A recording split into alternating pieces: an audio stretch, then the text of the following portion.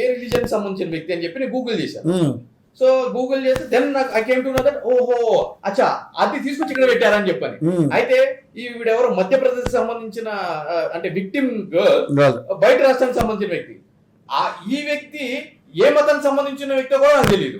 అప్పుడు నేను ఇమ్మీడియట్లీ ఏం చేశాను, నేమ్ సెర్చ్ చేశాను. అంటే ఇనిషియల్ గా నేమ్ సెర్చ్ చేస్తే ఓకే పేరు ఉంది, అంటే ఇట్లా ఇట్లా దీన్ని అటు సెట్ చేశారా, ఓకే సూపర్ అంటే నాకు అనిపించింది. ఇప్పుడు వరకు ఇన్ని రోజులు నేను ఏమనుకునేటువంటి అంటే కనుక నా యొక్క పరిజ్ఞానం అంటే న్యాయ పరిజ్ఞానం ఒక బాధితురాలు గాని ఒక బాధితుడు గాని ఏదైనా ఒక విషయం మీద నా దగ్గరికి వచ్చినప్పుడు వాళ్ళకి తక్షణం వాళ్ళ యొక్క ప్రాబ్లం విని తక్షణం వాళ్ళకి ఏ విధమైన పరిష్కార మార్గం ఉంటది అని చెప్పి చెప్పగలిగేటువంటి విజ్ఞాన శక్తి నా దగ్గర ఉంది అని చెప్పి అనుకునేటువంటి. ఫర్ ది ఫస్ట్ టైం ఈ రోజు నాకు ఏమనిపించింది అంటే నేను ఇంకా ఎదగాలనిపించింది. అంటే ఇంత లోతు ఎనాలిసిస్ ఉంటుందా బయట ప్రజలు అంటే ఎక్కడో ఏదో ఇన్సిడెంట్ జరిగితే దాన్ని మతాల మధ్య పెట్టి దాన్ని తెర మీదకి తీసుకుని వచ్చి చేయాలి అని చెప్పని. ఇప్పుడు మతం మారి పెళ్లి చేసుకోవాలి అని అనుకుని ఎవరు ఏ మతం మారచ్చు, తప్పు రాజ్యాంగం ఉంది కదా. అది ఆర్టికల్ 25 లో గానీ, ఆర్టికల్ 19 గానీ, ఆర్టికల్ 21 గానీ, ఈవెన్ సుప్రీం కోర్టు కూడా క్లియర్ గా చెప్పడం జరిగింది. అది మీ ఇష్టం, ఏ తిండి తింటారో మీరు తినండి, మీరు ఏ మతంలో ఉంటారో మీరు ఆ మతంలో ఉండండి, మీరు ఏ వేషధారణ నేర్చుకుంటారో ఆ వేషధారణ ఉండండి సుప్రీం కోర్టు చెప్పడం జరిగింది. సెక్యులర్ కంట్రీ అని అందుకే అంటున్నాం, అందుకే మనం అనేది. సో పాకిస్తాన్ కి వెళ్ళి ఇటువంటి యాక్షన్లు ఎత్తేనే తల తీస్తారు, అది వేరే విషయం. మనం భారతదేశంలో ఉన్నాం, అది ఎవరిష్టం వాళ్ళది.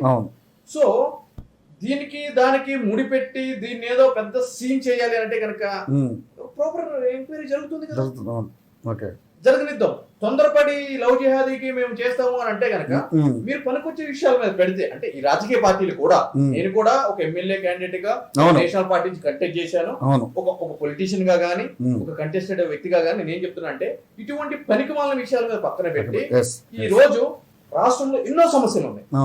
ఈ రోజు విద్యార్థులకు ఫీజు రియంబర్స్మెంట్ సమస్యలు గానీ, వరద బాధితులు గానీ మాట్లాడుకుంటూ పోతే ఇష్యూ డైవర్ట్ అయింది కాబట్టి మాట్లాడలేదు. 100 సమస్యలు కావాలి. అయితే ఇక్కడ ఇంకొక విషయం కూడా ఉందండి, రాజకీయ నాయకులు అబ్సల్యూట్ గా తప్పు పట్టడానికి కూడా లేదండి. ఎందుకంటే వాటి మీద మాట్లాడితే జనం ఏమైనా గుర్తించరు, వీటి మీద మాట్లాడితే గుర్తిస్తారు, అందుకే దీన్ని వాడుకుంటారు. అది కూడా చెప్తున్నారు, ఎవరి వ్యూహాలు ఆడుకున్నాయి అంతే.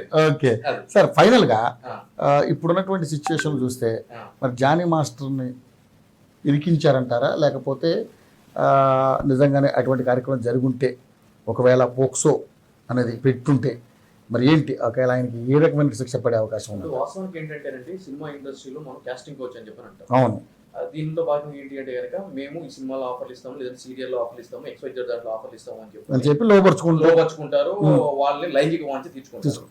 కానీ జానీ మాస్టర్ అనే వ్యక్తి ఆ బాధిత మహిళకి, అంటే వాళ్ళు ఎవరు కూడా నాకు తెలియదు, ఇన్సిడెంట్ వచ్చే గూగుల్ చేస్తే నాకు తెలిసింది. సో ఆమెకి ఎప్పుడో ఒక ప్రైవేట్ ఛానల్ కి సంబంధించి, తెలుగు ఛానల్ కి సంబంధించిన ఒక ప్రోగ్రామ్ లో, డాన్స్ ప్రోగ్రామ్ లో ఆయన అసిస్టెంట్ గా పెట్టుకోవడం అని చెప్పాను. సో ఈ విషయం జరిగిన తర్వాత దీని మీద మాట్లాడే ముందు అసలు ఏం జరుగుతుంది అని చెప్పి చూస్తే ఆవిడకి, అంటే ఈ బాధిత మహిళకి ఎన్నో సినిమాలకి, స్టార్ సినిమాలకి ఆవిడ కొరియోగ్రాఫర్ కింద పనిచేసిన సందర్భాలు ఉన్నాయి. జానీ మాస్టర్ గారు అనే వ్యక్తి తీసిన సినిమాలో కూడా ఆవిడ్ని హీరోయిన్ గా పెట్టారని చెప్పి నాకు తెలిసింది.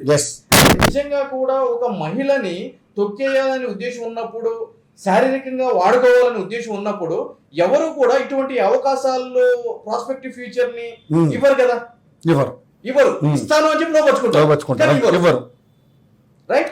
నువ్వు రేంజ్ లో పెట్టాడు, రీల్స్ అవన్నీ చూస్తుంటే నాకు అర్థమైంది, అంటే ఆ స్థానం ఉంది. మరి అటువంటిప్పుడు ఏం జరిగి ఉంటుంది అనేది కూడా ఇక్కడ ఒక సందర్భం ఆలోచించాల్సిన పరిస్థితి ఏర్పడింది కదా, దట్టు ఇన్ని సంవత్సరాల గ్యాప్ లో. సో ఆబ్వియస్లీ ఈ బిహైండ్ ది స్క్రీన్ ఏదో ఒక కుట్ర ఉంది, బిహైండ్ స్క్రీన్ కుట్ర ఉంది. ఇది ఎప్పుడు తెలుస్తుంది అని అంటే గనక రేపు జానీ మాస్టర్ గారు అనే వ్యక్తి బయటకు వచ్చి ఒక ప్రెస్ మీటో లేదంటే వేరేదో పెట్టి అసలు ఏం జరిగింది, ఎందుకు ఈ విధంగా జరిగింది అనేది బయట పెడితే ఆ విషయాలన్నీ కూడా బయటకు వస్తాయి. నాకు కొన్ని విషయాలు తెలుసు, కానీ నాకు చెప్పాల్సినంత ఆవశ్యకత లేదు. వాళ్ళ మధ్య జరిగిన విషయం కాబట్టి వాళ్ళు చెప్పాలనుకుంటే చెప్పుకుంటారు. ఓకే, మీకే విషయం తెలిసి చెప్పడానికి లేదని అంటే ఇప్పుడు ఇక్కడ ఏం జరుగుతుందంటే కనుక ప్రిలిమినరీ స్టేజ్ లో ఉందండి కేసు. సో ఇప్పుడు నాలాంటి వ్యక్తి చెప్పాడు అనుకోండి, అది చాలా వైరల్ అవుతుంది, కేసు మీద ఇంపాక్ట్ చూపిస్తుంది, కేసు పక్కదో పట్టే అవకాశాలు ఎక్కువగా ఉంటాయి. ఓ సో స్టిల్ సో ఇక్కడ నిర్దోషులు దోషులుగా పరిగణించే అవకాశం ఉంటుందంట. ఉంటది. Okay okay. సో స్టిల్ నేను కూడా ఏంటంటే కనుక బాధిత మహిళ తరపునే ఉన్నాను. ఇప్పుడు కూడా నేను బాధిత మహిళ తరపునే ఉన్నాను.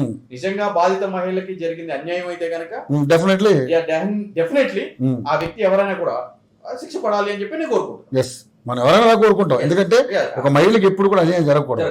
ఎందుకంటే మనం మహిళల్ని దేవతలుగా పూజిస్తాం కాబట్టి. కానీ ఆ దేవత ఇంజస్టిస్ చూపిస్తే మాత్రం ప్రశ్నించాలి అంటారు. డెఫినెట్లీ నిన్న ఒక ఆయన అన్నాడు, దుర్యోధనుడు దుశ్శాసనుడు కీచకుడు పుట్టిన దేశంలోనే శూర్పణఖ శంకిని లంకిని కూడా పుట్టారు. సో ఆబ్వియస్లీ వీళ్ళు వాళ్ళు ఇద్దరు తప్పు ఎవరి దగ్గర జరగundొచ్చు. సో చూద్దాం మరి ఫర్దర్ గా ఏ విధంగా జరగబోతుంది.